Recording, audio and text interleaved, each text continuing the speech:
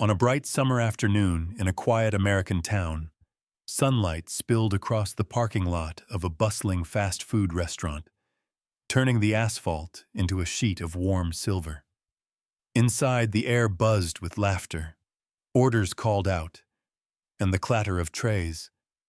An ordinary day wrapped in the comfort of summer heat. But near the window, a 7-year-old girl in a pastel pink jacket sat stiffly, her brown boots dangling above the floor, her blonde hair catching the golden light.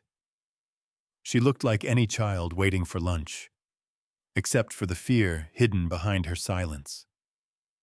2 German shepherds, massive, disciplined, each wearing a police dog badge, felt it first. Their ears rose in perfect unison, bodies tightening with instinct. They weren't reacting to sound. They were reacting to her. Nearby, Officer Daniel Miller felt the shift too. The sudden stillness, the breathless pause before danger reveals itself. Then pause and shadow growled, low, focused, and in that summer glow the first ripple of something shocking began to stir.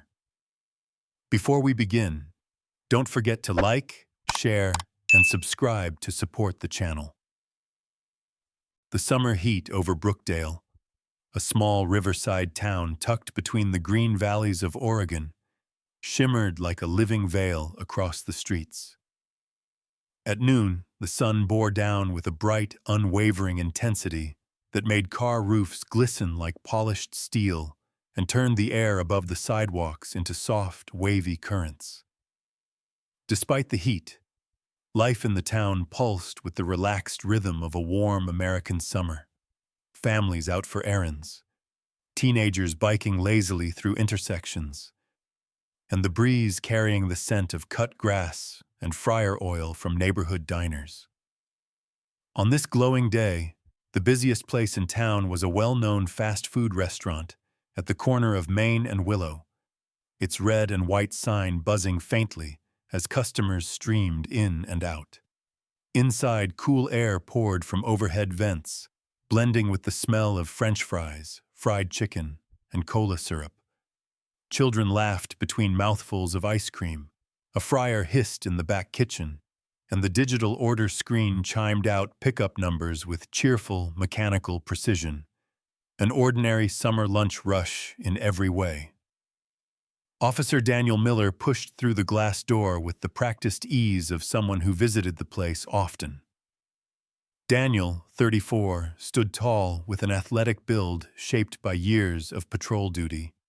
His short brown hair was neatly trimmed, and faint stubble lined a jaw that carried equal parts kindness and fatigue, echoes of a childhood marked by a difficult household where he had often acted as the peacekeeper between feuding parents.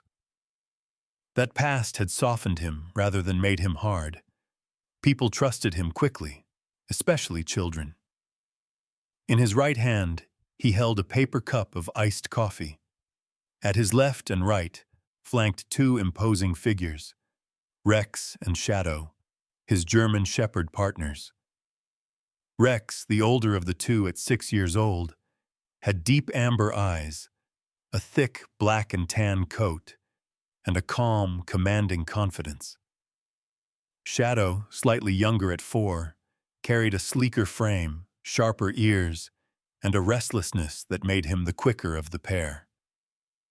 Both wore black working harnesses with polished metal plates engraved with the words "Police Dog," reflecting glints of sunlight as they walked. The trio made an impression the moment they entered. A group of seniors sitting by the window smiled broadly and lifted their phones for a picture. A toddler holding a paper crown giggled and pointed. Even a pair of bored teenagers perked up at the sight of the 2 massive dogs. Daniel chuckled, dropping his voice as if sharing a secret with the room. "All right, everyone," he said lightly, patting Rex's shoulder. "These 2 are here to make sure the fries are crispy today." The comment earned chuckles from nearby customers and a small cheer from the kitchen staff. Rex swayed his tail once, an acknowledgement. Shadow lifted his chin with a proud huff as if accepting a royal duty. Daniel continued through the dining area, checking in casually with familiar faces, but, in the far corner, something subtly disturbed the perfect summer harmony. Seated in a booth pressed against the wall was a little girl who seemed untouched by the cheerful noise around her. Emily was 7 years old, a delicate child with soft blonde hair tied loosely behind her shoulders. Her eyes, large, blue, and usually bright, were clouded today, dimmed beneath a quiet sheen of worry. She wore a light pastel pink summer jacket over a white shirt, blue jeans slightly faded at the knees, and small brown low-ankle boots that swung just above the floor. In her lap, she held a stuffed bear so tightly the worn fabric pressed into her fingers. Beside her sat a man, someone who did not belong to the warmth of the room. He looked to be in his early 40s, tall but slightly hunched, as though trying to appear smaller. Tattoos crawled down both of his forearms, faded symbols and letters that spoke of difficult years. His hair was dark and unkempt, his beard patchy, and despite his forced smile, there was something about his eyes, restless, calculating, that unsettled the air around him. When customers passed, he nodded politely, but his shoulders remained tense, and his left hand never strayed far from Emily's wrist. He claimed to be a friend of her mom, but nothing about the pair suggested familiarity. Emily sat too still, too quiet. Daniel would have missed the pair entirely if not for Rex's sudden pause. The older shepherd slowed mid-step, ears tilting forward, gaze narrowing toward the corner. A moment later, Shadow mirrored the motion, head dipping slightly, muscles tightening with instinct. Daniel felt the shift in their leashes and murmured, "What is it, boys?" Rex didn't blink. Shadow's nostrils quivered. Their focus was unbroken. Emily, feeling their eyes on her, slowly lifted her gaze. For the first time that day, a flicker, small but unmistakable, lit inside her expression. Hope. The man beside her tightened his grip, thumb pressing into her small wrist. Emily inhaled sharply. She remembered. She had learned it at school. The silent emergency signal children could use when they couldn't speak. A hand raised, palm open, fingers straight. A plea only someone trained might understand. Daniel didn't see it yet, but Rex and Shadow did. Emily drew in a trembling breath. Slowly, hesitantly, she lifted her hand, palm open, a small, fragile beacon of desperation. Rex froze. Shadow's ears snapped upright. Both dogs locked onto her with instant, unwavering intensity. The summer sunlight pouring through the windows flickered across the metal letters on their harnesses, as if the world itself were holding its breath. And across the buzzing fast food restaurant, 2 police dogs understood a signal no one else had seen. The cheerful noise of the restaurant rolled on. Children arguing over milkshakes, teenagers laughing too loudly, the fryer snapping in the back. But for Rex and Shadow, the world had slowed to a single fixed point. The trembling hand of the small girl in the pastel pink jacket. Rex halted mid-step, muscles coiled beneath his black and tan coat. Shadow dipped his head, taking a sharp inhale as his dark amber eyes focused on Emily like he was reading a hidden message etched into the air. The leashes in Daniel's hands tightened, pulling gently at his grip. At first he chuckled, thinking his partners were reacting to the smell of grilled chicken. "Hey now," he murmured, amused.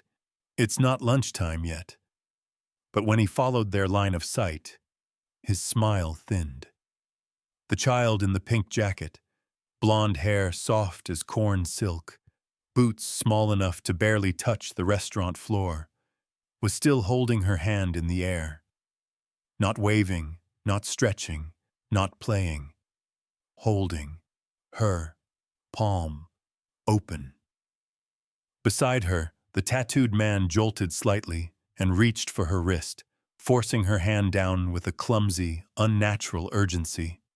He offered Daniel a strained smile, thin lips stretching over teeth that didn't quite match the politeness he was trying to convey. "Kids, right?" he said, voice higher than before. "Always making up signals." Daniel took a few steps closer. A few customers glanced over. One of them, a high school student with freckles and a soda in hand, frowned at the tension, but looked away when the man glared at him. Daniel wasn't the only one who noticed the discomfort.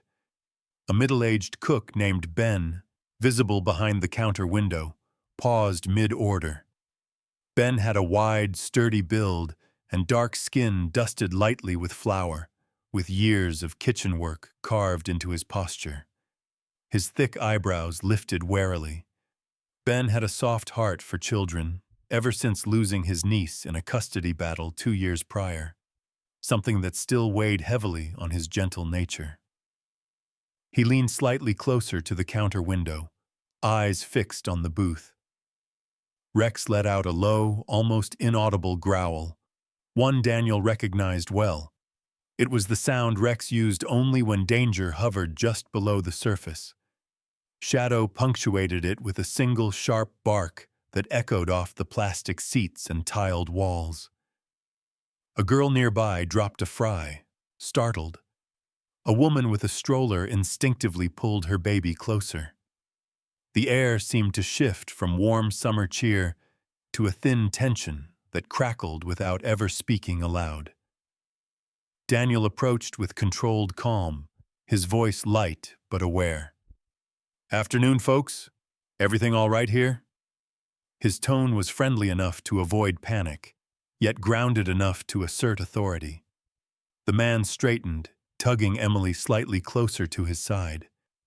He looked to be in his late 30s, with weathered skin and streaks of gray in his beard. The edges of his eyes were sharp, like someone who'd spent years watching entrances and exits more than sunsets. A tiny scar ran along his jawline, thin, pale, the kind earned from a knife or a very bad fall. Something about him carried the scent of a man used to getting his way. "Oh yeah," he said, the smile still too thin. "She's just shy. Doesn't like dogs much." Emily squeezed her stuffed bear tighter, its faded button eyes pressed against her chest. She glanced up at Daniel, her lips trembling, the words trapped behind fear. Shadow stepped an inch forward, posture lowering into a stance that was protective, not aggressive. Rex matched him, shoulders tightening, his gaze shifting between the man's grip on Emily's wrist and Emily's tear-filled eyes. Daniel noticed everything. "What's your name, sweetheart?" he asked softly, kneeling down to meet her eye level. Emily swallowed hard. Her throat bobbed. She opened her mouth. Barely. The man's fingers tightened around her wrist. The movement was subtle, but Rex's reaction wasn't. The older shepherd let out another deep rumble, the kind that vibrated through the floor and made 3 teenagers at a nearby table freeze mid-bite. One of them, a lanky boy with headphones hanging around his neck, slowly raised his phone, uncertain whether to record or to call someone. The restaurant manager, Sarah Whitman, stepped out from behind the service counter. Sarah was a tall, slender woman in her 40s, with fair skin and auburn hair tied back into a professional bun. She carried herself with the quiet confidence of someone who had run the restaurant for nearly 15 years, building a reputation for kindness but zero tolerance for trouble. A mother of two grown sons and the daughter of a retired firefighter, Sarah had a naturally protective nature. When she noticed tension in her restaurant, she responded quickly. With a firm but steady tone, she called out, "Officer, do you need anything?" Daniel glanced back briefly. Not yet. Sarah didn't step closer, but she hovered nearby. Her presence enough to make customers feel safer without adding pressure to the situation. Emily tried again to speak. This time a small, broken whisper escaped her lips. But before anything more could form, the man abruptly rose to his feet. The motion was too fast, too forceful. His chair screeched across the floor. He yanked Emily upward so sharply her boots lifted off the ground for a second. Gasps rippled through the restaurant. Ben whispered, "Oh no." Shadow lunged half a step forward before Daniel commanded softly, "Hold." Rex bared his teeth, not in threat, but in warning so primal the room felt it. Daniel straightened slowly, his hand inching toward his belt. He met Emily's eyes, wide, frightened, desperate. "Sweetheart," he said, voice now calm steel, "is this man really someone from your family?" Emily's breath hitched. She opened her mouth, shaking, ready to speak the truth. But before the words could come out, the man's expression cracked. His jaw flexed, and without warning, he jerked Emily toward the aisle, preparing to drag her away. Chairs crashed against the tiled floor. Trays skidded under tables, and French fries scattered like yellow confetti across the restaurant as the man yanked Emily from the booth. Her boots kicked helplessly in the air before touching the ground again. Rex reacted first, his body surging forward in a single explosive motion, followed instantly by Shadow, who swung wide to cover the opposing side. The two German shepherds formed a living barricade between the man and the nearest exit, their black and tan coats bristling under the fluorescent lights. The man snapped, voice sharp and cracking with false authority. "She's scared of the dogs! Let us go!" His face twitched, revealing panic he could no longer hide. Emily, trembling, clutched her stuffed bear so tightly her knuckles turned white.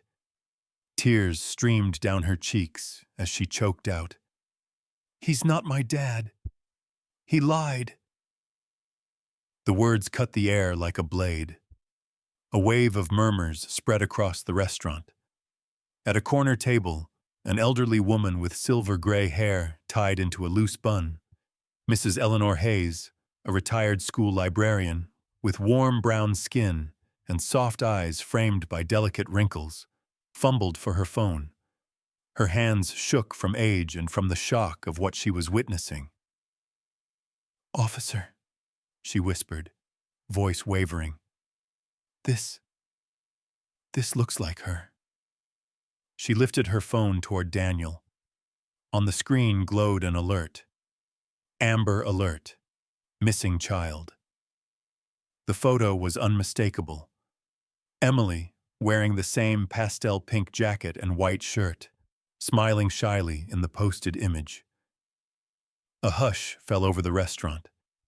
Even the fryer in the kitchen sizzled in a strangely distant way, as though the room itself had stepped into a vacuum, holding its breath.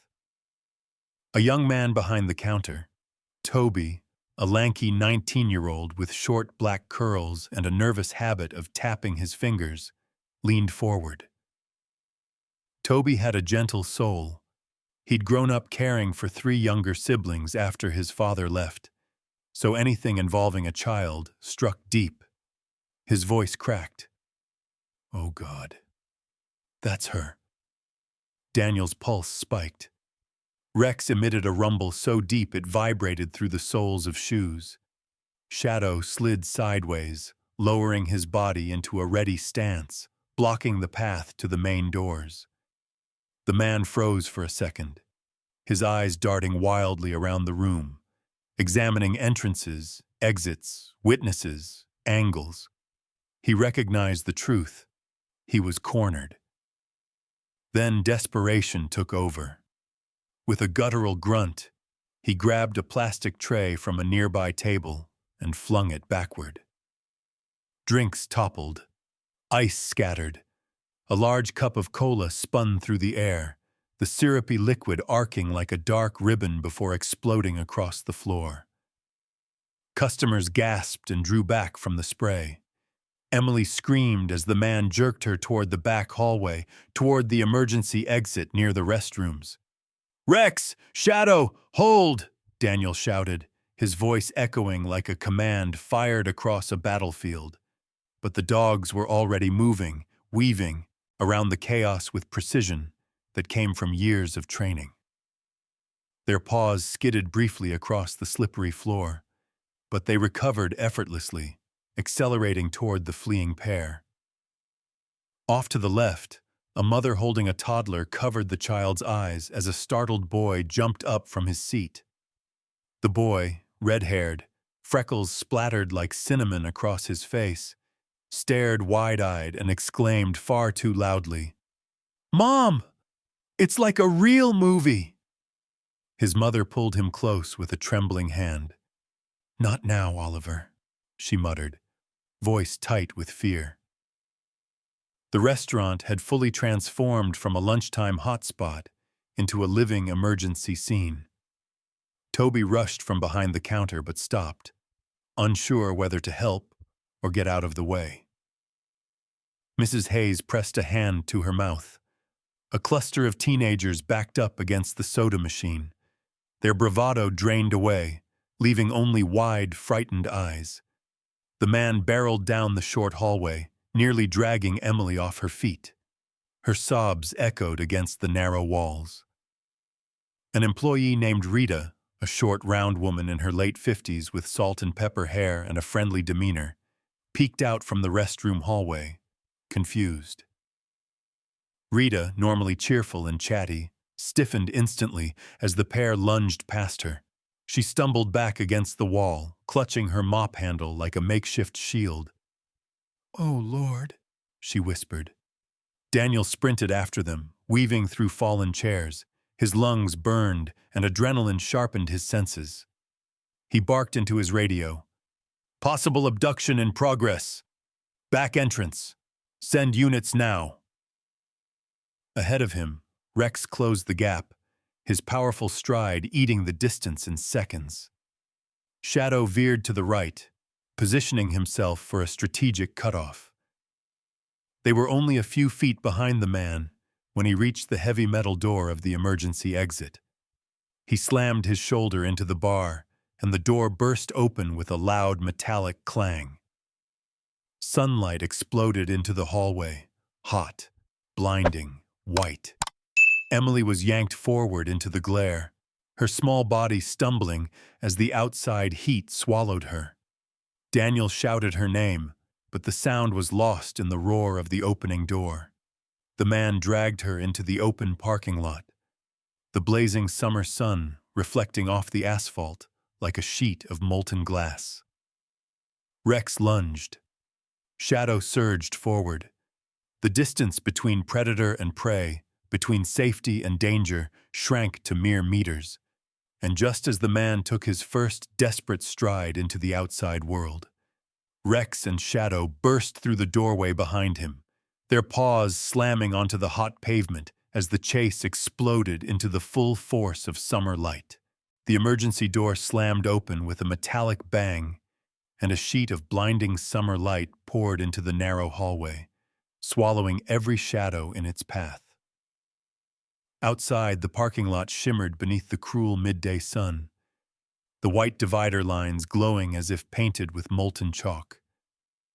Heat radiated upward from the asphalt in soft waves, making the air ripple like water. A faint car horn blared somewhere in the distance, joining the ringing clang of the metal door as it bounced once before settling against the brick wall. The kidnapper dragged Emily down the concrete steps 2 at a time. His breath came in ragged bursts, the panic he had tried so hard to conceal now peeling through every frantic movement. Sweat poured down his temples, darkening the ends of his coarse, uneven beard. The sunlight revealed every jagged angle of his face, shallow scars near his nose, a broken capillary along his cheekbone, and the hollow-eyed look of someone who had spent years running from consequences he could no longer avoid. His grip tightened around Emily's wrist, and she stumbled on the bottom step, her brown boots skidding over the blistering pavement. But before he could take another step, Shadow burst through the door like a streak of living lightning. The younger German shepherd shifted sharply to the side, circling with a predator's precision to cut off the route toward a nearby gray sedan. The sedan's driver, a stocky man in his 50s with tobacco-stained fingers and a sunburned neck, sat in the car with the windows cracked open, completely unaware of the unfolding crisis. His eyes were hidden behind scratched aviator sunglasses, and he bobbed his head lazily to the old country song playing on his radio, oblivious to the danger happening just 20 feet away. Shadow ignored him and locked onto the kidnapper. A second later, Rex followed, older, broader, and carrying a presence so commanding the very air shifted around him. His coat glistened under the sunlight, the black saddle marking across his back shimmering like polished armor. He surged forward with enormous force, paws pounding against the pavement in perfect rhythm. He didn't strike with teeth. He didn't lunge with aggression. Instead, he angled himself sideways, leaping at the precise moment that would do the most good. When Rex collided with the man's side, the impact was sudden yet controlled. The kidnapper's body twisted, his grip on Emily faltering. His hand slipped from her wrist as he staggered backward, boots scraping across the concrete. Shadow lunged forward, positioning himself between Emily and the falling man, his muscular frame forming an unbreakable barrier. Emily fell to her knees, her palms hitting the scorching pavement. The heat bit into her skin, but she barely felt it over the surge of adrenaline making her chest rise and fall in frantic little bursts. Her stuffed bear tumbled from her grasp and landed beside Shadow's paw. Instinctively, she reached for the wide harness on Shadow's chest. Her trembling fingers wrapped around the metal police dog plate, gripping it as if it were the last solid thing in a world that had just cracked open. Rex lowered himself over the kidnapper's torso, both paws planted firmly on either side of the man's shoulders. The German shepherd's teeth remained sheathed, but his low, rolling growl rattled through the ground like distant thunder. The kidnapper froze in place, terror eclipsing the bravado he once tried to show. Daniel reached them seconds later, breath short, chest heaving. Sweat dampened the collar of his uniform as he shoved his radio back into its holster and pulled his handcuffs free. "Don't move," he said, voice cold, sharp. Years of patrol work had carved authority into every syllable. The kidnapper lifted his hands shakily, palms open against the pavement. I wasn't... he stammered. But Rex's growl deepened. The man fell silent. Daniel secured the cuffs with practiced speed. Metal clicked around the kidnapper's wrists, and with that sound, the fight was over. But the fear was not. The restaurant doors flew open behind them as customers began gathering near the windows and outdoor railing. Phones rose instinctively, some to call loved ones, others to record. Among them was a middle-aged taxi driver named Warren Quinn, who had paused in the drive-through queue. Warren had a round face and skin reddened from decades behind the wheel with the window down, giving him the look of someone permanently sun-touched. He shook his head slowly. "Those dogs," he murmured to no one in particular. saved that little girl's whole world. Emily, still clutching Shadow's harness, leaned forward until her forehead rested against Rex's warm fur. Her tears soaked into his coat, leaving small, dark patches along his shoulder. Rex's breathing steadied, slow and deep, his entire posture shifting from combat-ready to protective and calm. The rise and fall of his chest felt almost like a lullaby, warm, rhythmic, steadying her frantic breaths. Daniel knelt beside her, his voice softer than the wind brushing across the parking lot. "We've got him, sweetheart. You're safe now." But worry still flickered behind his eyes. Emily lifted her head, blue eyes still wet. If I tell you everything," she whispered, her voice trembling like a leaf in summer wind, "will he stop hurting other kids?" Daniel felt something heavy settle in his chest. He nodded gently. "Your voice can help us stop him, but only when your mom gets here. You're not alone anymore." Before Emily could reply, a faint but rising sound rolled through the air. A siren, still distant but approaching fast. As it grew louder, Daniel turned his head slightly, studying the driveway. A patrol car swung around the corner, tires crunching over gravel. Its blue and red lights pulsed across the parking lot like a heartbeat. Daniel looked at the cuffed kidnapper, then at Emily, then at the approaching officers. And he knew, deep down, that this was only the beginning. A darker story waited beneath the surface, ready to emerge. Sirens faded as the patrol car rolled to a stop near the curb, its lights flashing rhythmically across the sun-warmed pavement. Officers stepped out quickly, each moving with a blend of urgency and steady professionalism.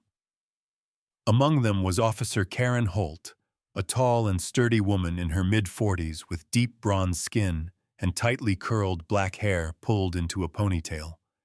Karen possessed a calm, grounded presence, one earned through 20 years of service and a childhood spent navigating a rough neighborhood where she had grown accustomed to being the protector rather than the protected. Her voice was always gentle, but her eyes were sharp, reading danger faster than most. While additional officers dispersed to secure the scene, Emily sat on the concrete steps just outside the emergency exit. The summer sun cast a warm glow over her small figure, her pink jacket glowing faintly, her blonde hair catching threads of gold in the light. Rex settled on her right, his broad chest rising and falling in even breaths, while Shadow positioned himself on her left, slightly closer as if shielding her from any remaining threat. Their police dog plates gleamed brightly, like metals forged from sunlight. Emily wiped her cheeks with the back of her sleeve. The heat of the day seemed to cling to her skin, but the comforting presence of the two dogs steadied her breathing. Shadow nudged her shoulder with his snout, a soft, reassuring push. Rex merely stayed close, his warm flank pressed lightly against her leg, offering strength without needing to speak. Minutes later, a second vehicle screeched into the parking lot. The driver's door flung open before the car had fully stopped, and a woman sprinted out. Her sandy blonde hair was tangled from panic, and her eyes, wide, frantic, and filled with fear, searched the area like a storm scanning for survivors. This was Laura Carter, Emily's mother, a petite woman in her early 30s with pale skin and soft, delicate features that were now distorted by terror. Normally gentle and graceful, Laura's steps were frantic and uneven as she ran. "Emily!" Her voice cracked on the second syllable. Emily shot upright. Her boots tapped quickly against the pavement as she ran. Small, rapid steps driven by relief rather than speed. She collided into her mother's arms, and Laura folded around her daughter, holding her so tightly it looked as if she feared Emily might dissolve into air if she let go. Tears spilled freely down her cheeks. I thought I'd never see you again," she whispered, voice crumbling under the weight of the hours spent not knowing. Emily buried her face in her mother's shirt, her small hands twisting the fabric. "I saw the police dogs, and I remembered the signal," she sobbed. "I hoped someone would understand." Behind them, Rex and Shadow stood like silent sentinels, their bodies still and attentive. Daniel approached Laura, his uniform dusty from the chase and his forehead beaded with sweat.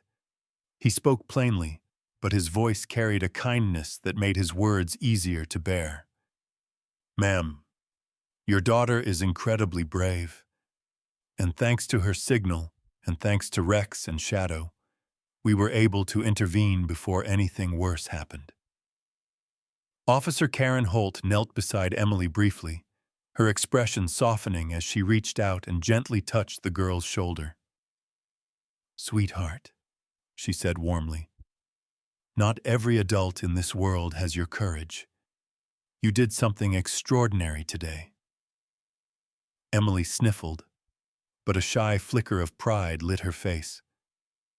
Meanwhile, 2 other officers escorted the kidnapper toward a patrol car. As they searched his pockets and belongings, they discovered disturbing items, children's accessories that didn't belong to him, marked maps with highlighted routes, and notes that connected him to other suspicious incidents across the county. Officer Marcus Reed, one of the officers assisting, a young man with light brown skin, close-cropped hair, and a calm, contemplative nature, held up a piece of paper with disbelief. Marcus was known for his empathy. He volunteered with youth programs on weekends and carried a quiet hope that most people could be helped before they fell too far. But even he grew pale seeing the evidence. "This guy, he's been planning more than one," Marcus murmured, jaw tightening. "This kid just saved others, too." When the cuffs clicked shut and the kidnapper was loaded into the vehicle, Rex curled instinctively closer to Emily, as if confirming the danger was truly gone. After giving her statement, with Daniel guiding her gently through each part, Emily turned back to the dogs. She lowered herself onto her knees and wrapped her arms around Rex first. Her cheek pressed into the warm fur of his neck, and she whispered, "Thank you. If it weren't for you, I wouldn't be here with Mommy." Rex let out a soft exhale, his ears tilting back as he accepted the affection with solemn grace. Shadow padded closer, lowering his head until Emily could reach him too. She hugged both dogs in turn, her small frame surrounded by their strength. Daniel chuckled, relief easing the tension in his shoulders. "Looks like these 2 just adopted a new admirer," he said. His deep voice carried a warmth that softened the line of exhaustion around his eyes. Laura smiled, tears still fresh but no longer panicked. "After today, I'd like to bring Emily to the station sometime. She wants to see them again." She brushed a hand over her daughter's hair. "She says she wants to train rescue dogs when she grows up." Daniel nodded, touched by the sentiment. "We'd be honored to have her visit. These 2 certainly wouldn't mind." The sun blazed above them, casting long shadows across the parking lot. Emily stood between her mother and the dogs, her left hand gripping Laura's fingers, her right resting gently on the police dog plate on Rex's harness. "I won't forget the signal," she whispered, "and I won't forget my furry heroes." As Laura led her daughter toward the paramedics waiting by the patrol cars, Rex and Shadow watched them go. Their eyes were soft, their posture finally relaxed, but still alert, still ready. Because somewhere, someday, another small hand might rise silently in the air, and they would be ready to answer. In moments like these, we are reminded that miracles don't always arrive as beams of light from the sky. They often walk beside us on four paws, wrapped in loyalty and courage that only God Himself could weave into a creature's heart. Emily's rescue wasn't just an act of training or instinct. It was grace. It was protection. It was a whisper from above saying, "I am watching. I am here." And maybe that's true for all of us. In the rush of our daily lives, through fear, confusion, or moments when we feel small, there is always a guiding hand, a shield we don't see, a gentle nudge pushing danger away. Sometimes it comes through people, sometimes through animals, sometimes through a miracle disguised as ordinary life. If this story touched your heart, please share it with someone who needs hope today. Leave a comment, tell us where you're watching from, and don't forget to subscribe to the channel. Your support helps these stories reach the people who need them most. May God bless you, protect your loved ones, and place His angels, whether they walk on two legs or four, beside your path today and always.